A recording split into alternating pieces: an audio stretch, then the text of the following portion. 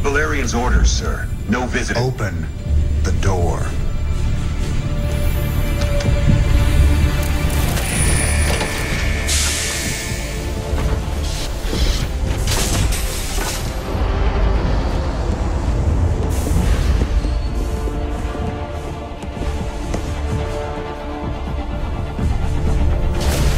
What is going on, everyone? I'm Sir James from Gamerfuzion.com, here to bring you my review on the StarCraft 2 Heart of the Swarm. Now, StarCraft 2 Heart of the Swarm is a continuation expansion from StarCraft 2 Wings of Liberty, bringing you a whole new campaign, units, and much more. So let's go ahead and talk a little bit about the story and what it's about. Obviously, this expansion is primarily focused on Kerrigan and the Zerg race, and to be honest, I'm not really a big fan of the Zerg race, but after playing this expansion and learning a little bit more about the Zerg, like their heritage and what they're trying to become, I actually got to appreciate the Zerg a little bit more than what I tended to like, which is really nice because not many games actually get a chance to do that. So when you first start off the game, you're greeted with an awesome looking cinematic cutscene, which is still visions Kerrigan's having in her dreams when she was the Queen of Blades. Then you see Jim Rader coming in because you notice Kerrigan is in this Terran facility being treated either to control her power, to use her power against the Zerg, or just to get the rest of the Zerg DNA. I don't exactly remember what it was about, but you do see her trapped in this facility, and Jim Raynor doesn't like the fact that he went through all hell and back just for her to be locked up in facility. And of course, you know, he wants her to leave the life of being the Queen of Blades to get back to a normal life, but Kerrigan is not really taking it easy because, you know, she was the Queen of Blades. She killed millions of people, if not innocents as well. And Jim Rader's trying to tell her that, you know, it wasn't her, it was the Queen of Blades. I mean, she didn't make those choices. It was the Queen of Blades, basically the Zergs that were controlling her. Until Mink sends an attack squad to attack her, and then all kinds of hell breaks loose, and then obviously, you know, Kerrigan's not the Queen of Blades yet until this happens. We interrupt your regularly scheduled programming to bring you this news. Notorious rebel Jim Raynor was captured in a daring raid yesterday. He was briefly interrogated and summarily executed. Emperor Mengsk had this to say. Proud Dominion citizens, at long last our nightmare is over. The lawless terrorist, James Raynor, is dead. With his death comes a new era of peace. The Protoss have retreated from our dominion, and the Zerg threat has been removed. Their swarm is shattered and leaderless. Soon, we will eradicate every last Zerg on Char.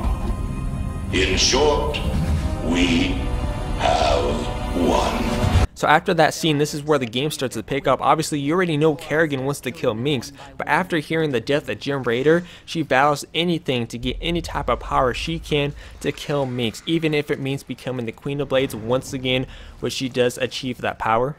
Afterwards, she returns to the Zerg hive to gather her forces to go and attack Minx, but you end up finding out that the Zerg army is kind of disbanded throughout the galaxy due to the fact that during the time she was gone, there's no queen to lead the swarm at all. So they have their own little personal mothers to lead that swarm, but there's no official queen to rule them all. So what she has to do next is to gather her forces to go out, but there's some Zergs out there that refuse to join her until she goes out and proves that she has what it takes to lead the swarm. And then she has to go through the metamorphosis process to become the Queen of Blades once again.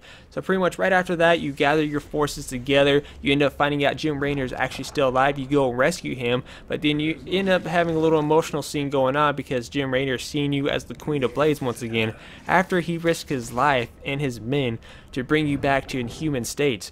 And then afterwards, you have one epic battle. You have you, your entire swarm, and Jim Raynor going after Minx, and that's pretty much where it takes place. And this game has a nice lengthy campaign, well over 15 hours for sure, and of course depending on the difficulty level you may pick, it may go exceed over 20 hours of the game, which is a really nice addition.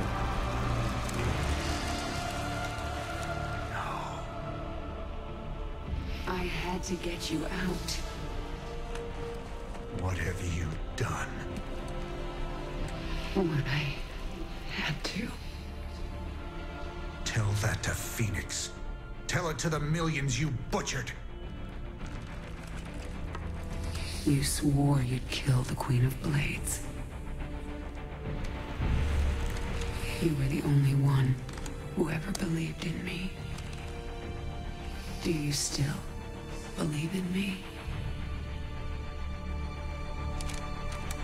Next up, I want to talk about the Evolution Pit. In the Evolution Pit, you'll be able to upgrade your units and evolve them. It's pretty much similar to back in StarCraft 2 Wings of Liberty, the Armory. Well, in this version, it's called the Evolution Pit. And the way it's presented and how it's laid out looks really well done. I actually like how the whole setup looks. So in the Evolution Pit, you're able to upgrade your units and evolve them. So in terms of the upgrades for the units, you have 3 upgrades to choose from. You could only choose 1 for each unit. But as you progress through the game or after each mission, if you want to switch it to a different upgrade, you're able to do that. You just cannot do that while you're in the middle of a game. In terms of combat, you have to do that after every mission, at the end of every mission. So if you want to switch it to something different, to a whole new different situation, counter whatever it is you're going to be facing, you do have the option to choose from. And the next step is evolution. Since the Zerg is all about evolution to change who they are and become even stronger, that's a whole key thing in this game. And I like how they did this for the Zerg. So before you choose what evolution you want, the basic one you get to start off with is the Zergling, and that's the first unit you get to evolve. So before you get to choose which one you want, do you want option A or option B? What I like about it is that you get to do these short little missions. They're not like full lengthy campaign missions. They're just really short missions, giving you a chance to try out one of the 2 new units that you get to choose from in the end. For example, the Zerglings, you have these ones that have these wing attachments to where they're able to jump over, above, on top of cliffs and below as well, accessing areas that they were not able to do as a standard ground force. And the second option for the Zerg is that these units are able to spawn a lot faster, and instead of having 2 Zerglings per 1 larvae, you having 3 Zerglings per a single larvae with no additional unit cost, which is a great way to get your defenses up as quickly as possible while your main forces is away.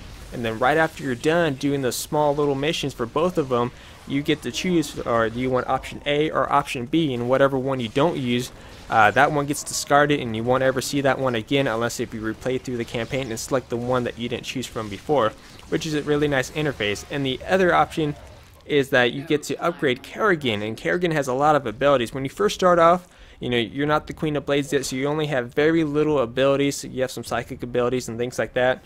Then once you become the Queen of Blades, she unlocks some more, and then as you play through the game, you're going to get these bonus objectives, which are experience points, and you're able to upgrade Kerrigan. Now her maximum level is 70, but in terms of her upgrades, that goes up to level 60. I think that was kind of weird how they've had 10 additional levels, but I guess that's for additional strength and whatnot. So my recommendation to fully succeed with Kerrigan is to do every single bonus mission within the game. They're not really hard, they're actually pretty simple to do. So like I said, each bonus mission you get done will increase her power level, unlocking more abilities.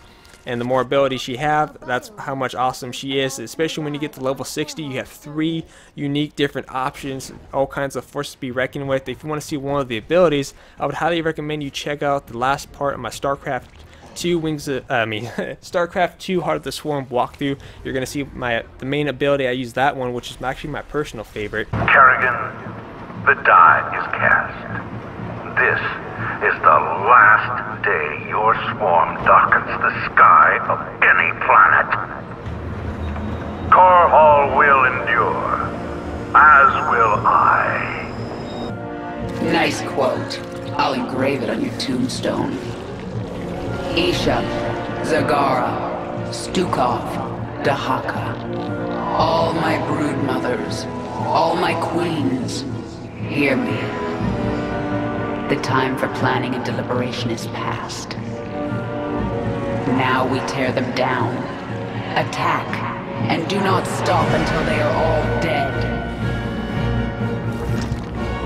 So overall, what do I think of the StarCraft 2 Heart of the Swarm? Well, overall, has a great campaign, well over 13 hours and beyond depending on the difficulty. The voice acting is great, the music is fantastic, the graphics are pretty much the same as you would have seen in Wings of Liberty, which is just fine. New additional units, improvement to the multiplayer. The reason I didn't cover the multiplayer is because I'm not great at the multiplayer, so there's no point in me really covering it, but the multiplayer overall is fantastic as well. There's overall so much good content in this game, and it's such a fantastic expansion. I like the way the Evolution Pit was, how the campaign played out, and it's just really turned out really well, and it was well worth the wait. So I'm going to say if you have the money, you should definitely pick up the StarCraft 2 Heart of the Swarm expansion. It is going for $40, but you just do note this is an expansion, so you do need a copy of StarCraft 2 Wings of Liberty in order to play this expansion. So overall, what do I rate this? Well, I'm going to rate this expansion a 10 out of 10. Really fantastic expansion, definitely well worth your money. Anyways, that's it for my review. If you guys have any questions, feel free to leave that in the comment section down below. And if you guys want to check out the full walkthrough, check the link down below as well. And remember, Gamerfuzion empowers your gaming.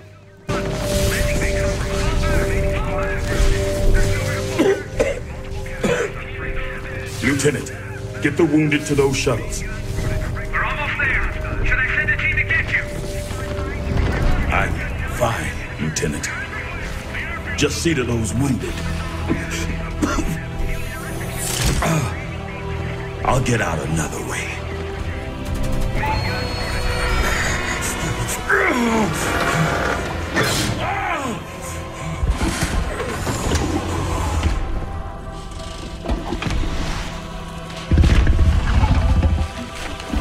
General, there's too many Zerg.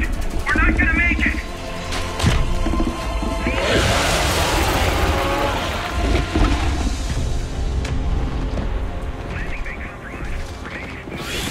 Kerrigan, you listen to me.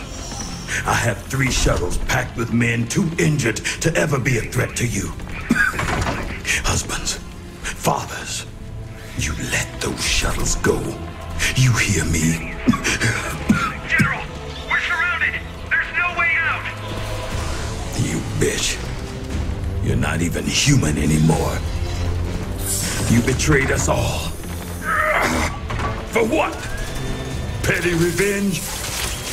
How many innocents have you killed? How many more have to die? What if Raynor could see you right now?